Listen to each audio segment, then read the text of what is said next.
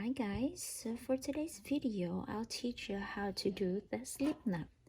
So first we have the yarn and we have the hook, and this is the tip of the yarn, and what we are doing first is to yarn over. This is easy. Yarn over, you need to lift this and pass through under. So this is the form of your yarn now, and then pass through over of this yarn, and then pull this under in here. There you go. So this is the form of your yarn, and then you need to hold this too, and then pull this in here. So that's the slip. There you go. This is the slip knot. That's how you would start the crochet.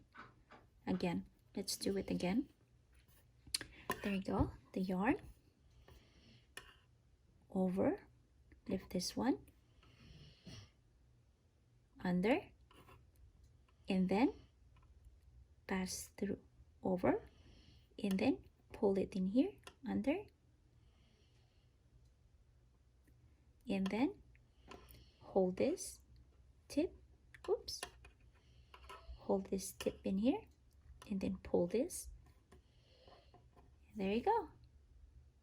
I hope you guys enjoyed this video. Please don't forget to like, share, and subscribe, and please don't forget to comment down below. Have a good day. Bye bye.